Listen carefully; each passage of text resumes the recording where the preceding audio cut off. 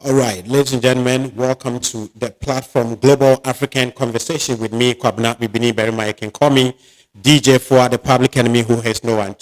This afternoon, we are going to the biggest country on the continent. I'm talking about the green nation, Nigeria. And there's a wave, there's a virus. Some people call it OB virus. But I think that Nigerians are preparing for their second independence, because I am a Ghanaian and I believe that Ghanaians need to fight our independence the second time. That's why I'm the convener for the Coalition for Ghana's Independence Now, where I believe that our independence, after our Sergeant Dr. Kwame Nkrumah won it, was stolen or taken away from us. Yes. So I strongly believe that we need to fight our independence the second time. And as an advocate for this kind of idea, crazy idea, I see something happening in Nigeria, and I think that Nigerians are now ready to fight for their second independence. And tonight or this afternoon, we're going to have somebody in Nigeria who is a youth and good governance advocate, somebody who loves to see a better Nigeria, better Africa. He goes by the name Jeff Okorafor, and he is a computer scientist, science specialist, and also a yearly alumni of that matter, for that matter. And I am grateful to also be at Yali with him. So this afternoon, ladies and gentlemen, I welcome to you live on the Global African Conversation, Mr. Jeff Okorafor. If I butchered your name, please correct me when I on your microphone. So once again, welcome to the show, my brother. Thank you very much, my friend. It's okay. My name is Jeff Okorafor. I am, aside all that you have listed, I am also the publisher of Opinion Nigeria. Opinion Nigeria is an online platform that addresses today's topical national and international issues. So we focus on politics, we focus on education, good governance, on economy, a whole lot. So thank you for having me. Thank you too for making time to be with us here in Ghana and the whole world as well.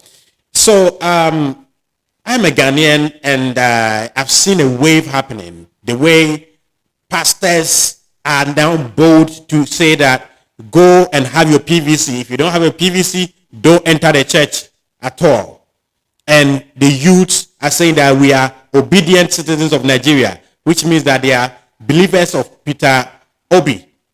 So when I saw this about 3 weeks ago, I was thinking, who can I contact in Nigeria to have a conversation to know what is the reality in Nigeria?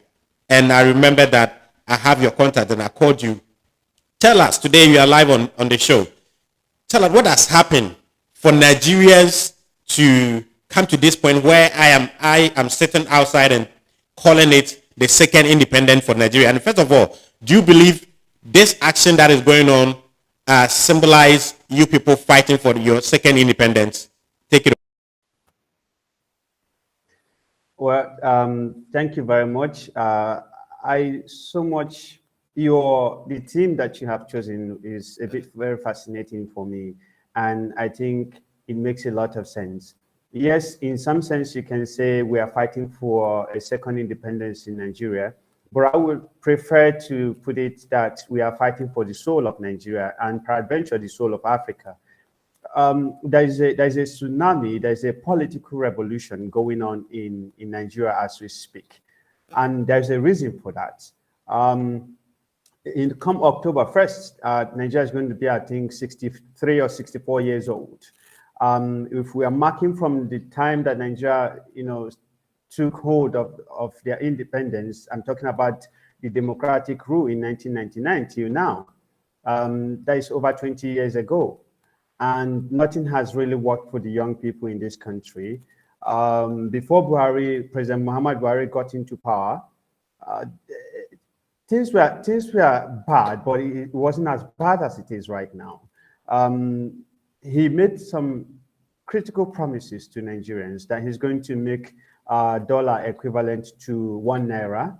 Today, as we speak, dollar is about 610 naira. That is huge. 50 naira cannot buy anything again in the Nigerian market. 100 naira cannot buy anything again in the Nigerian market. As we speak, the Academic Staff Union of Universities, these are the body in charge of the Nigerian universities, they are on strike. They have been on strike since February of this year. That's over 4 months now. So students are at home doing nothing, and the academic session is moving. The rate of unemployment has gotten to a height that has never been experienced before in Nigeria. There's an epileptic power supply. The national grid fell from 3,703 to 9 megawatts. It has never been experienced in this country before. So in most houses in Nigeria, as we speak, there's no power supply, there's no light, as we call it here, there's no electricity. A lot of people are hungry, people are starving. And so it is time for young people. I think what the president and his administration has done is to awaken young people to the reality of the situation that they are going through.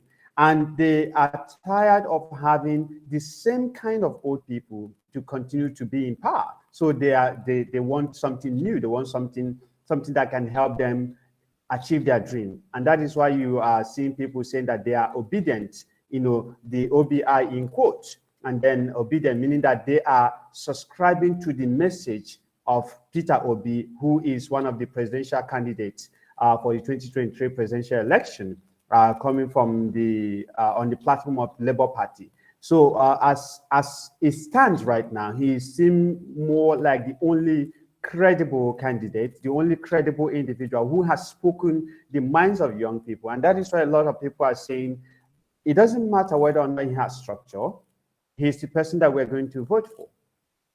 So I will leave it at that. All right.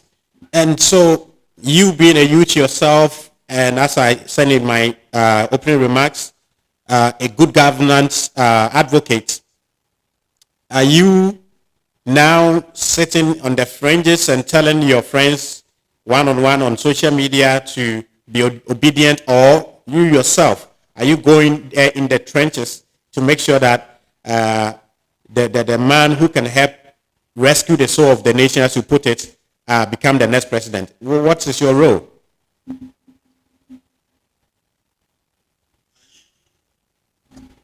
What I'm doing is to educate young people, present the issue at hand, lay a background scenario of what we are going through, of the situation on ground, telling people, look, this is not time for you to collect money from the politicians and vote for them. They never saw you, they never deemed you important in the last 4 years. They never deemed you important in the last 7 years. So you are only important to them today because they know the election is coming. They need that vote. And so if you collect 1,000 naira, 2,000 naira, 10,000 naira, how much it is that you're going to collect, when you collect that money, you are not going to get anything again until after 4 years. And so what you have done is that you are subjecting your future to these people. You are subjecting the future of your children to poverty. And so what we are doing is that we are enlightening people. We are telling them, go get your PVC. PVC is permanent voters card. With that card, you are authorized, you are qualified to cast a vote in 2023 election. So what we are doing for now is that we are asking them, get your PVC.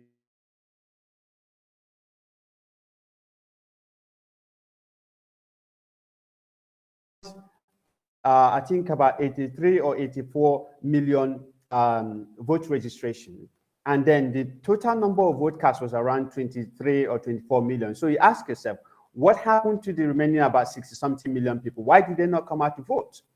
And according to INEC, the Independent National Electoral Commission, the body that is in charge of election in Nigeria, it said that there is over 20 million PVCs yet to be collected. So this staggering number needs to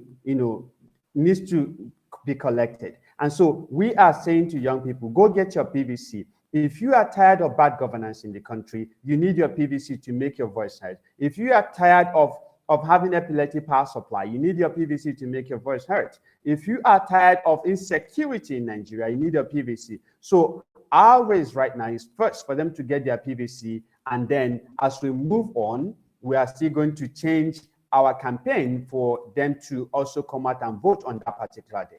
So my role right now is to push young people to understand the importance of participating in the electoral process. And that also involves them getting their PVC. And we carry on from there. That is very, very inspiring. Talking about the Independent Electoral Commission of Nigeria, since I became interested in what is going on in Nigeria, I've been following all the nuances, all the gossip and everything. And one information that I had is that somebody said he went to the INEC and one person confided in him that, look, most of the youth you are pushing to come and do their PVC already have their PVC. And if they get double PVC during the election time, will not allow them to vote. How true is that? Have you seen that information? And what are you people doing about that?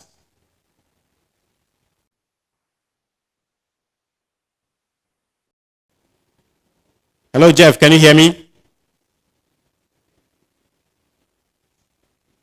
Hello, Jeff.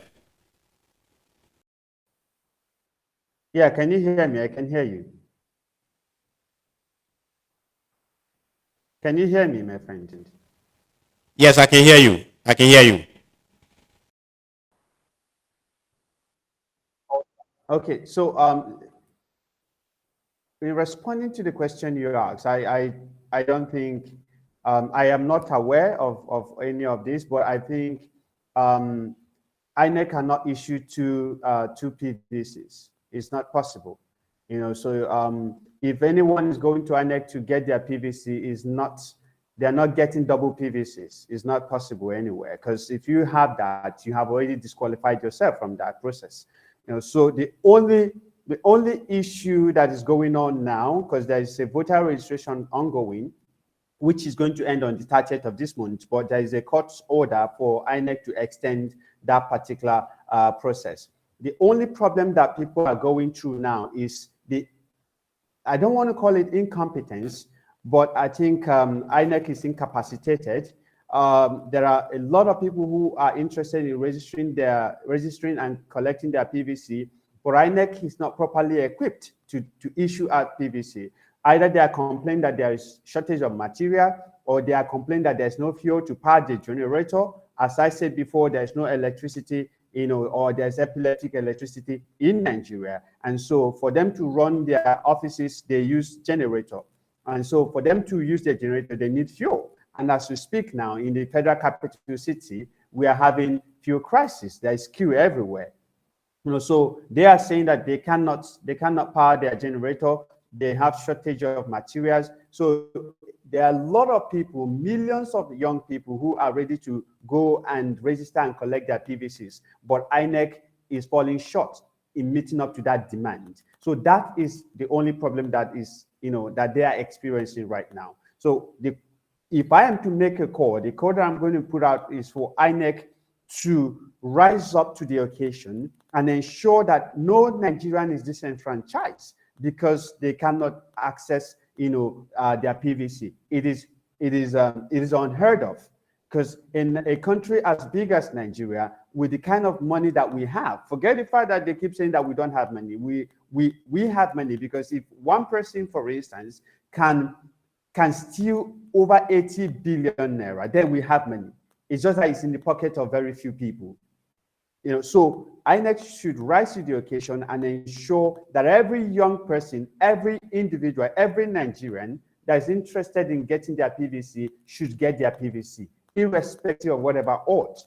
So they should prepare, equip their offices, get fuel if they need to, power their generator if they need to, and power their devices, and get young people to get their PVCs. Okay. So let me ask you, since you are Nigerian, you are on the grounds.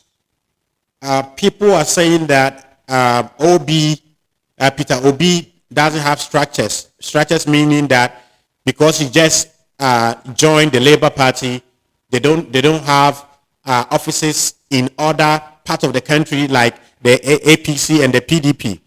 This morning, I saw a woman dedicating her office, her company's office in one of the states in Nigeria to Peter Obi's campaign team.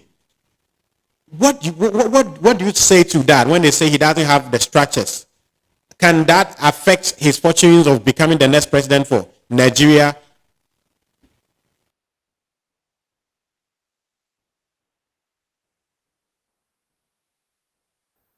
No, it doesn't, and it cannot affect Peter Obi's chances of becoming the president of this country. The mistake that these people make is that, number one, over the years, they have gotten so comfortable in bribing people, paying their way through what we call stomach infrastructure, and because because PDP, for instance, has been in the corridors of power for 16 years, and then was only booted out by the APC just in 2015 general election, and then the APC, because of the fact that they are the ruling political party, and they are, everywhere in the country right now, they believe that that is the structure. But that is not the structure that a lot of Nigerians are coming to understand. The structure that we know, the structure that I know, the structure that I'm preaching to people is the human structure. We, the people, are actually the structure. And right now, the people are tired of APC and PDP because these are the same people. A lot of them move from one political party to the other. You see PDP people in APC, you see APC today in PDP. We don't know who is who. So these are the same, one and the same people. So the structure that they are talking about are the Nigerian people. And right now, the Nigerian people are tired of PDP and APC. And if we all get our PVCs, if we all decide and make a vow that on that particular day of election that we are going to come out and vote, if we all also make a vow and solemn pledge that on that particular day that we are going to vote Peter Obi of Labour Party, it doesn't matter whatever quote and unquote structure that these other political parties think they have.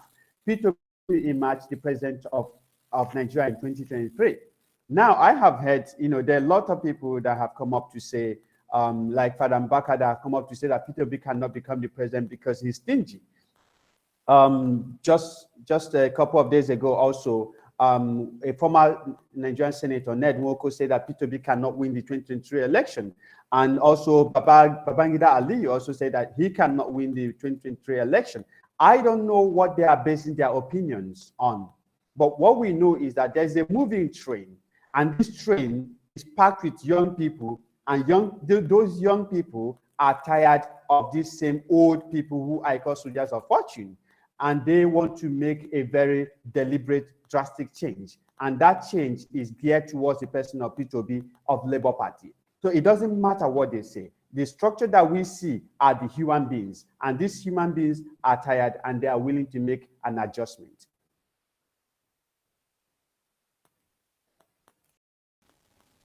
I love that. The structure that we need is the human being.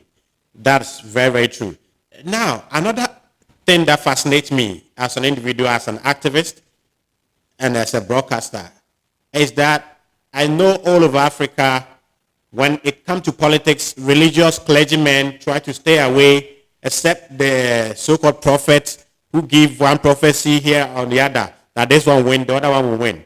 But I see something new in Nigeria. As far as the clergy are concerned, the clergy are being bold and emboldened and telling their members as to what to do.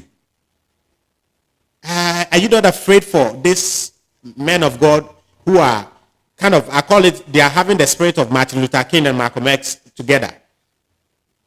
Do you think they are safe? And how far will their participation going to help the fortunes of Peter Obi?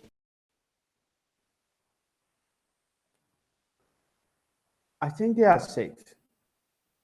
that the law that protects the president is the same law that protects these people. The law that protects me is the law that protects them. They are Nigerians.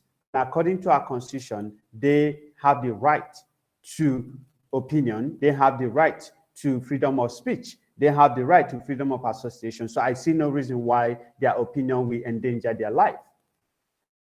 Secondly, this same, I want to call them religious leaders because it also includes those from the Muslim community. It also includes imams. It also includes sheikhs.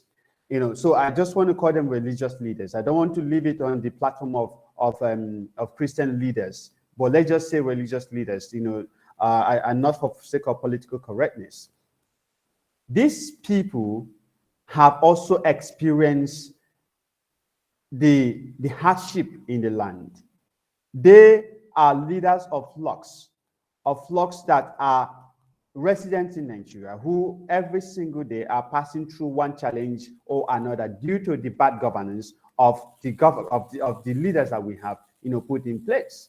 And so, in fact, let me even remind you, just a couple of weeks ago, one of the prelates was abducted by Fulani herdsmen.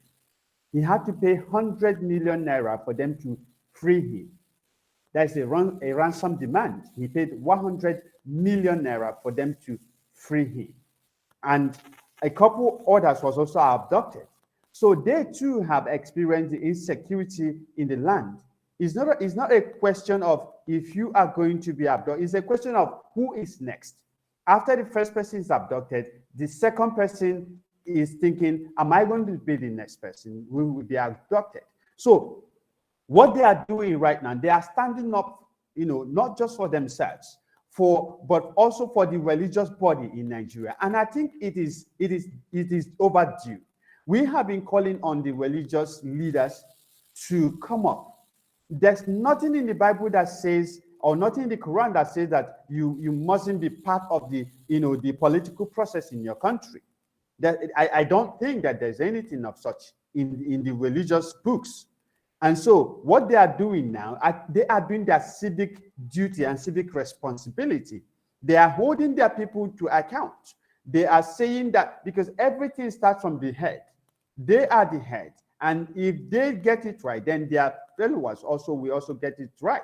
So what they have done is get their own PVCs, and then they are now calling on their parishioners to also get their own PVC. In my own opinion, I think that is a fantastic thing that they have done. And history will never pronounce anathema to their name, because I believe that they are also fighting for the soul of this country.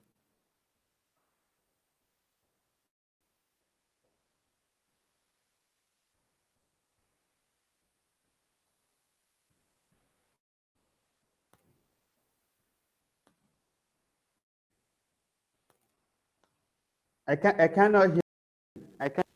Okay, sorry. I had to mute you to open my microphone. So what I was saying is that, what about, I've also come to realize that the country has a political structure, general structure of a triangle.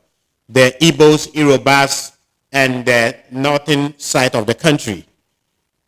How is that also going to play a role in the upcoming elections?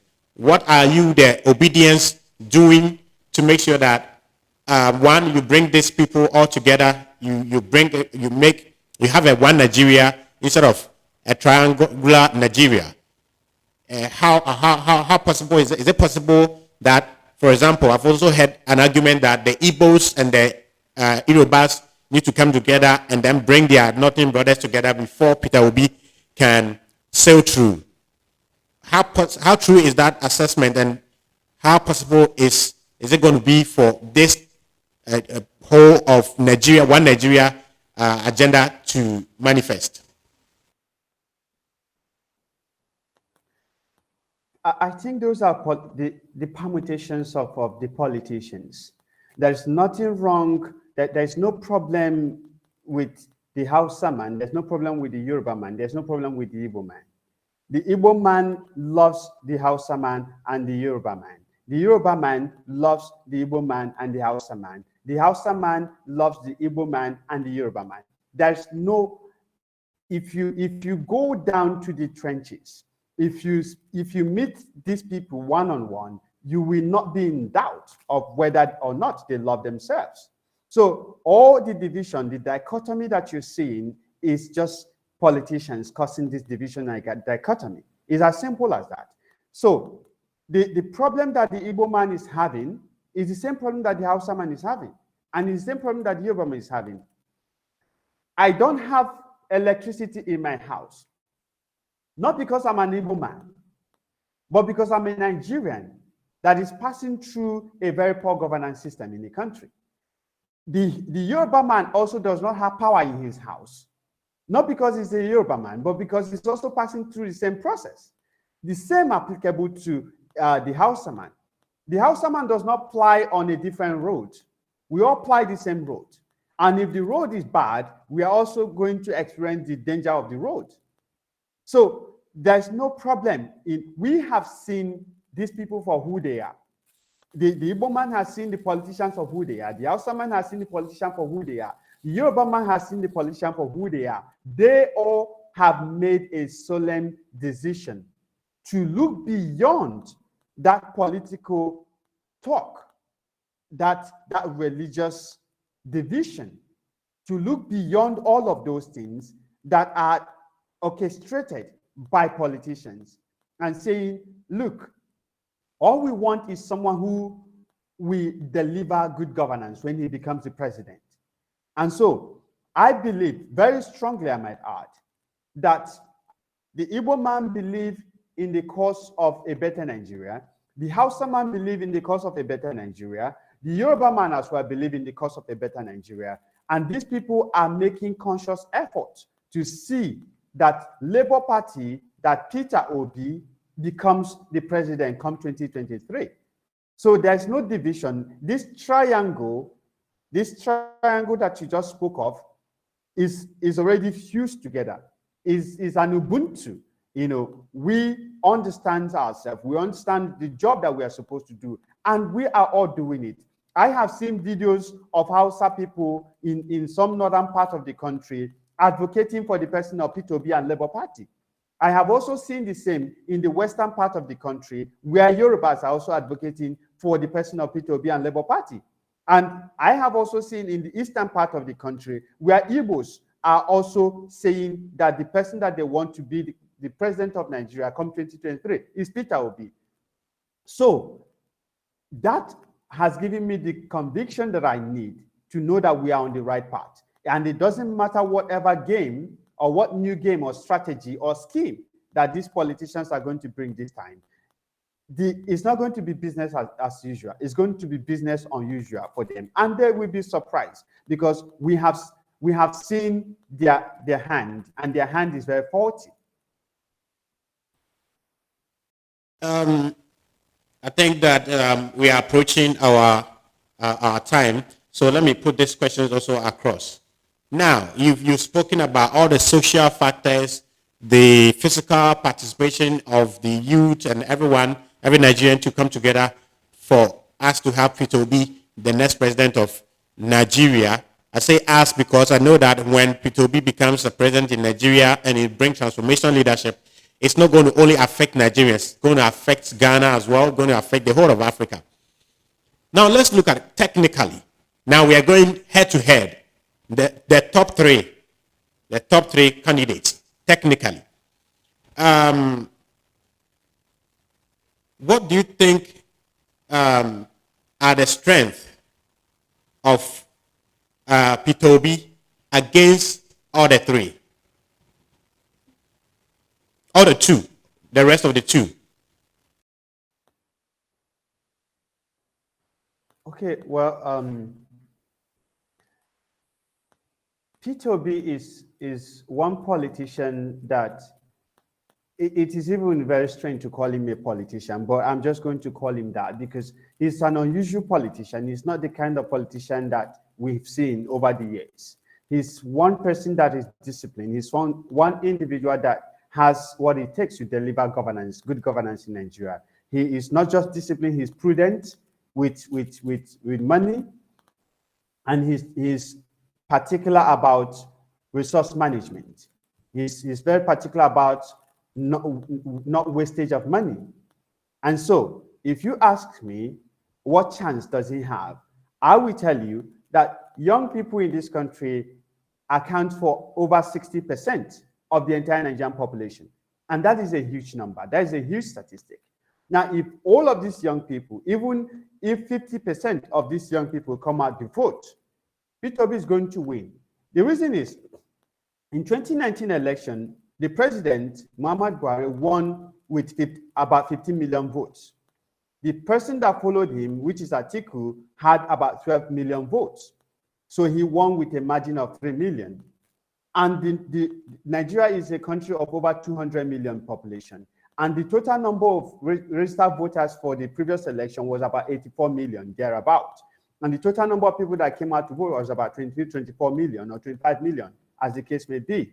So with the kind of wave going on in Nigeria, with the kind of education and enlightenment going on in Nigeria, a lot of young people are also going to come out to vote. And if these young people, or when these young people come out to vote, they are going to vote for Peter Obi. And he stands a very big chance of winning the election. These guys are going to put money in front of young Nigerians. There's Tinubu and Atiku. But there's something happening right now, which is people trying to turn down, what we call it stomach infrastructure, meaning when they give you money, you vote for them. A lot of people are saying enough of that. They are not going to do that again.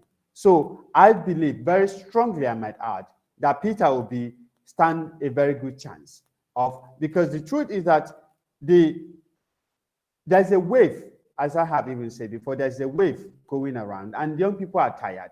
And if these young people, I don't know if you heard what happened, in 2020, the NSAS protest. What is going on right now is more like another kind of protest, but a protest for the deliverance of good governance, and then the emergence of a very qualified, competent, character-principled individual to become the president. So Peter Obi stands a very good chance compared to these other two individuals.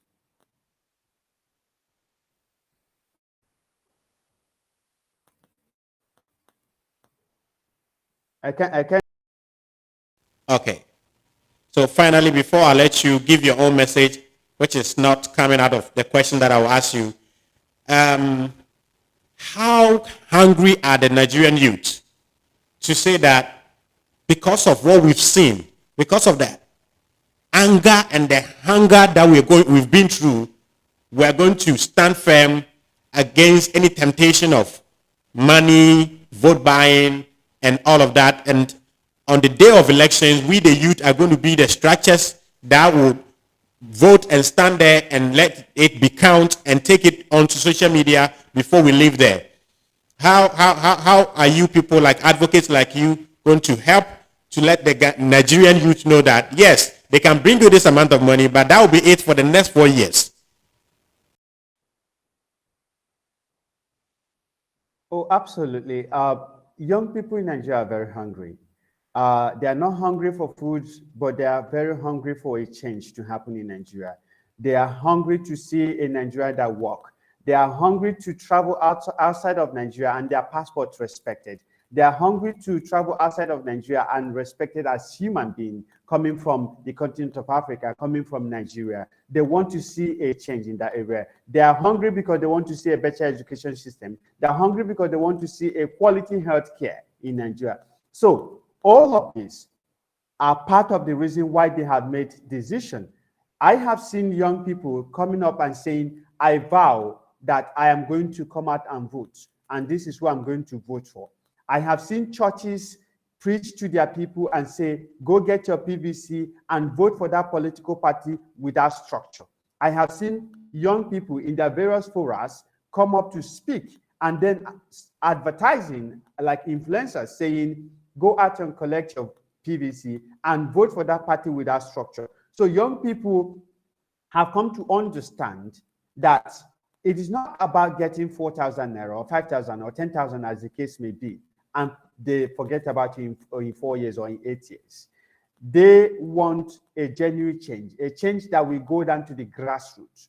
And they are beginning to understand the dynamics and what is at play. So they have called themselves the woke generation in the area of politics. And I believe very strongly that they are going to turn down, the money from Tinubu, they're going to turn down the money from Atiku, and that they're going to vote for P2B, they're going to vote for the Labour Party just for Nigeria to change, which is for the change in Africa. So I have no doubt at all. I am very optimistic that come 2023, we are going to have a new president who will be Peter Obi, and then we'll move from there to better Nigeria and better Africa.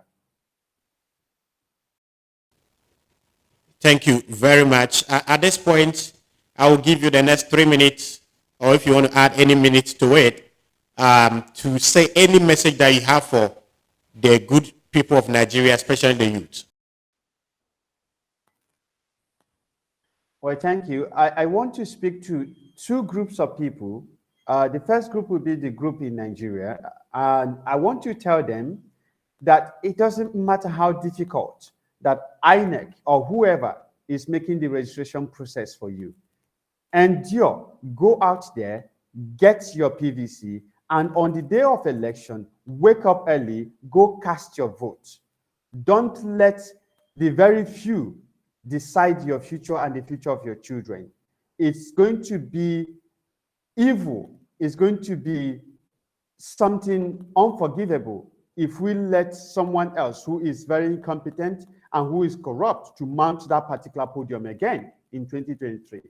Go get your PVC. You have what it takes. Endure, go through the pain, get your PVC. Nothing good comes easy. Get your PVC and vow to vote on the day of election. The second group of people that I'm going to be talking to are the Nigerians in Ghana over there.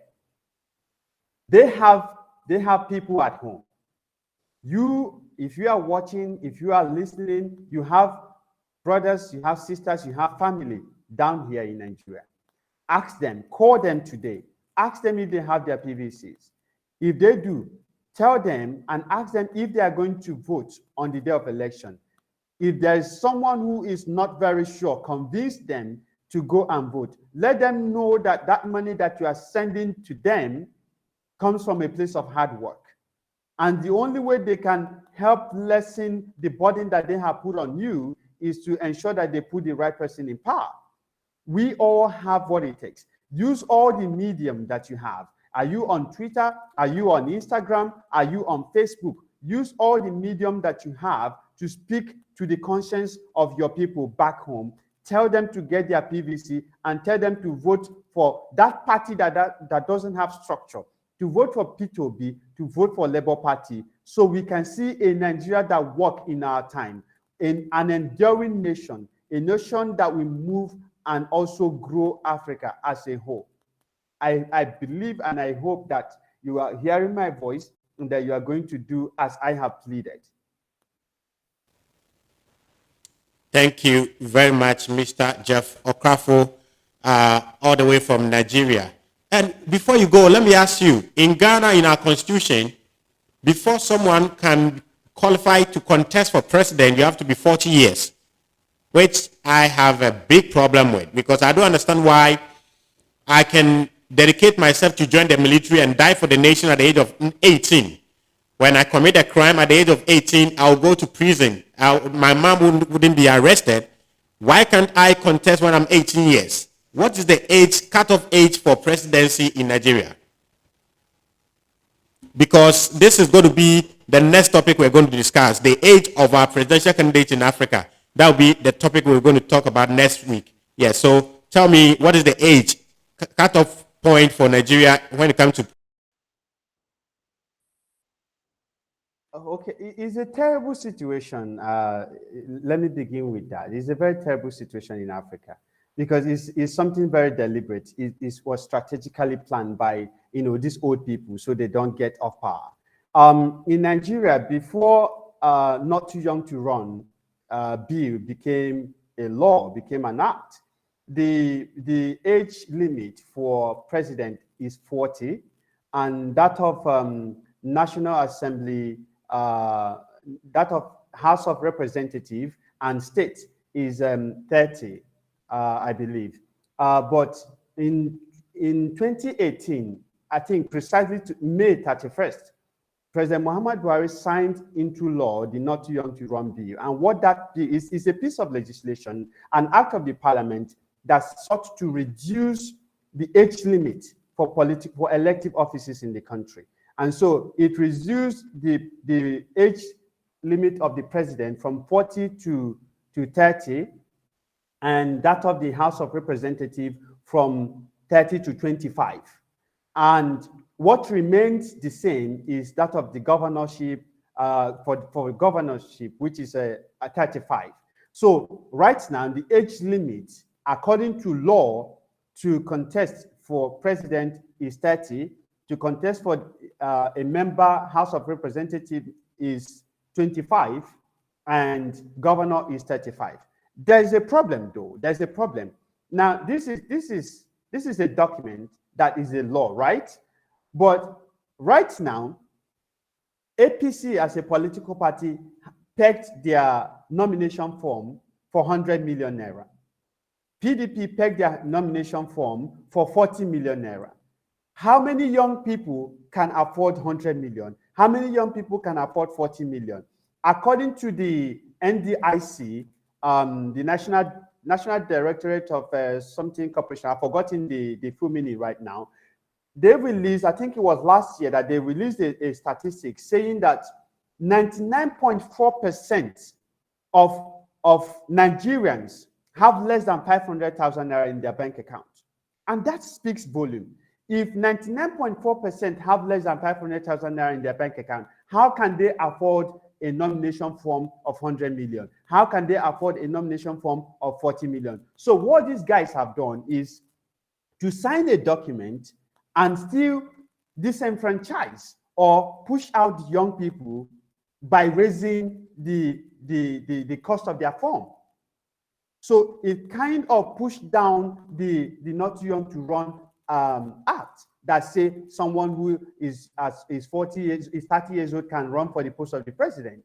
So that is why we are saying we need someone new. We need someone who understands, the young people. We need someone who understands what governance is about, not people who want their political party to be in power. So it is a very bad thing in Africa. I know it wasn't just in Nigeria alone. I know it's across Africa. They peg the age limit so high that young people cannot even be part of it. Well, I think that right now that you and I are having a conversation about it, and I think that I must commend Nigerian, and I think this reduction of the age from 40 downwards was made possible by the Nigerian youth, and I commend you guys for taking the lead. And I must say, this morning, I was walking home and I was talking to myself, and I was like, look, we give Nigeria all the bad names, this, blah, blah, blah. In a short while, Nigerians, led by the youth, are doing so many good things. For example, just some few years ago, if you mention Nigeria, you hear 419. Now, if you mention Nigeria, you hear Afrobeat. It has changed. And for me to see this advocacy, this storm to save the soul of Nigeria, I applaud the youth of Nigeria so well, and also the old people who are youth at heart, I applaud them. So, Mr. Okorafor, I will leave you here unless you have any group of people you want to say a shout out or greetings to, and then we call it an afternoon on this show.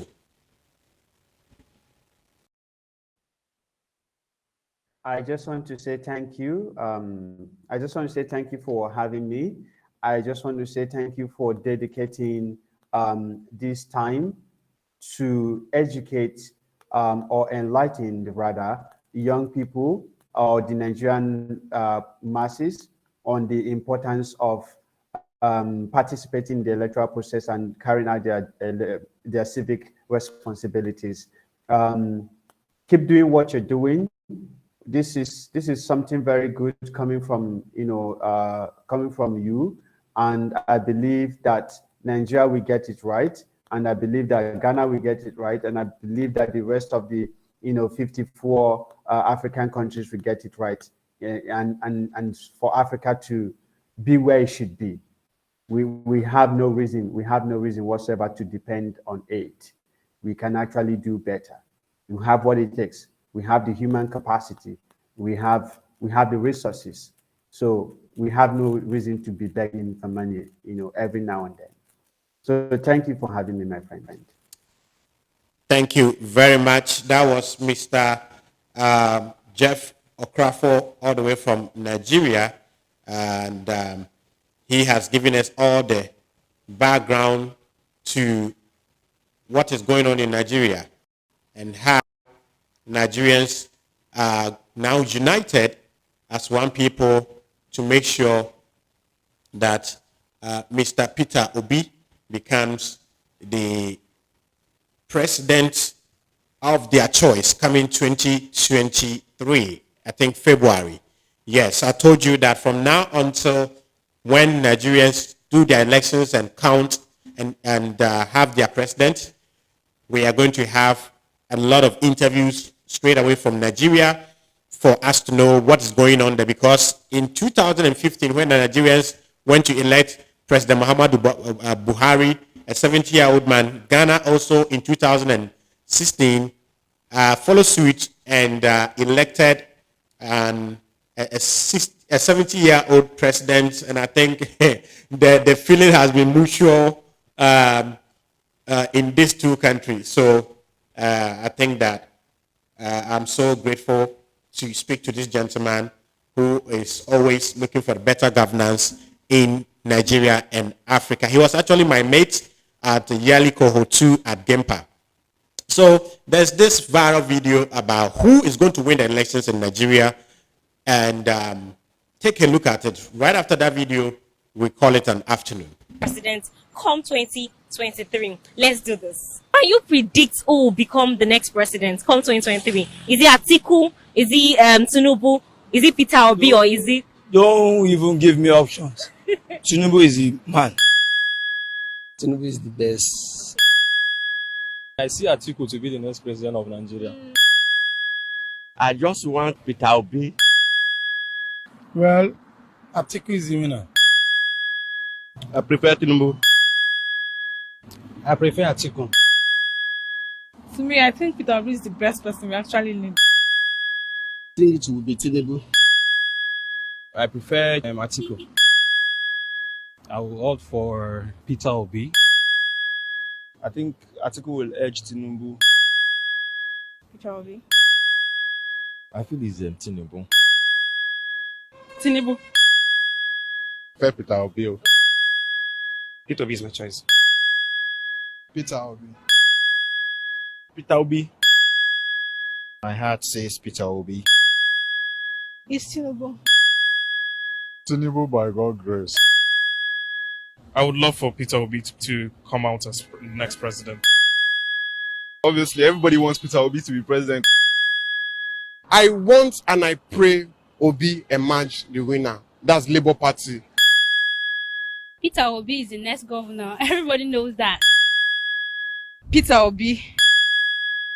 Peter Obi. Peter Obi. Peter Obi. I hope and I pray Peter Obi wins. I will vote for Peter Obi. For my own article. We need Peter Obi. Tinubu is going to win. Peter Obi will win. Peter Obi is our president. Peter Obi. I say Peter Obi. Tinubu to me. Baba Tinubu.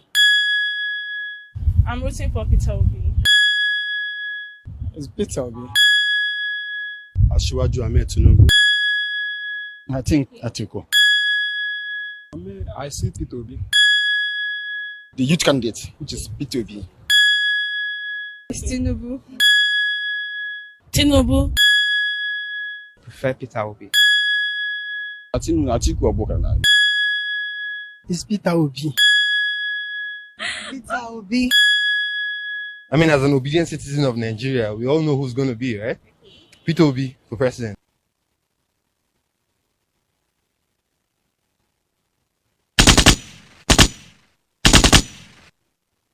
This is hilarious and interesting.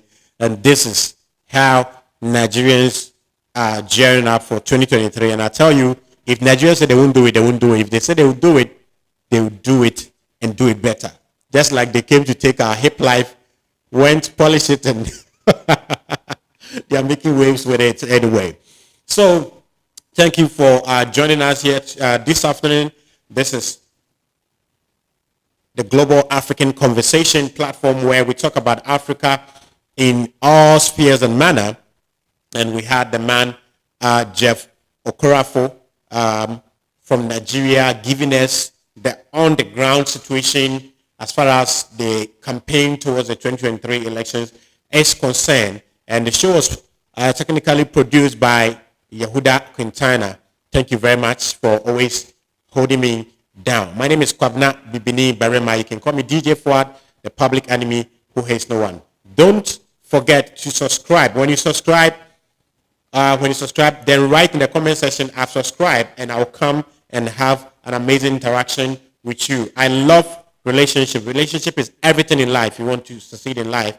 So if you want to have personal interaction with me, that we can share WhatsApp numbers and emails, just subscribe. When you subscribe on YouTube, the Global African Conversation, just write in the comment section, I've subscribed, and I'll come there and then have amazing interaction with you. Once again, thank you for doing the watching.